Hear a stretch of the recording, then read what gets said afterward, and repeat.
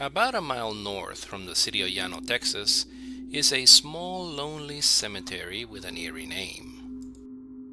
Set up by a town that no longer exists, Babyhead, Texas was a small community whose strange name had its origins on a horrific atrocity, and we will explore that story on Curious Journey.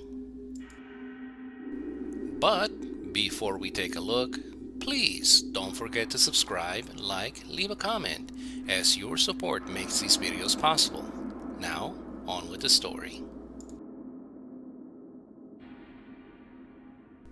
According to residents in the area, the story takes place somewhere between the 1850s and 1870s, when Texas was a very dangerous place.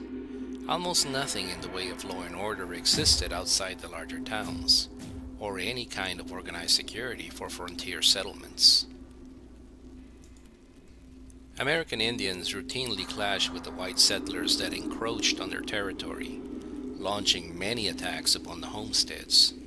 The savagery of their raids, their targeted destruction and murder, were a dark fact of life for those first families in the area. On one such raid, a young girl named Mary Elizabeth was taken. She was said to be very young, maybe even a toddler. She was tortured, then murdered by her kidnappers. Her dismembered remains found at the foot of a mountain. Her small, severed head placed upon a pike is a terror tactic. The nearby mountain was subsequently dubbed Babyhead Mountain. As the 20th century dawned and conflict faded away, a small community grew around the area and took the name Babyhead. The small town consisting of a single post office, one school, and a few businesses. The small promising community, however, never grew beyond those initial inhabitants.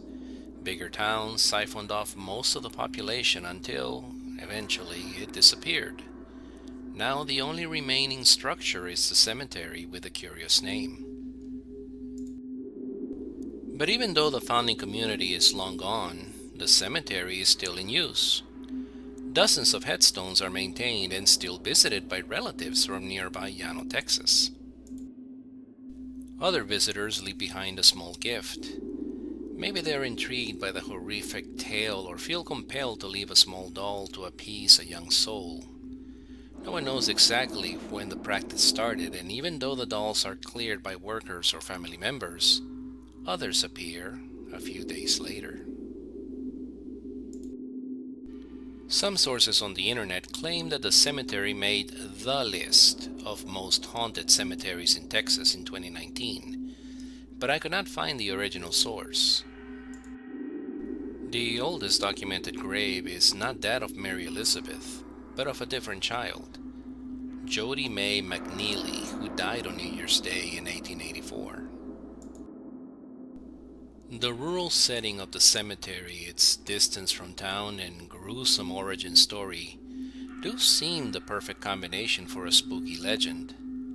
There are vague accounts, also on the internet, about people hearing Mary's cries as she is brutally killed, or seeing ghostly apparitions of her headless body as they drive by during the night.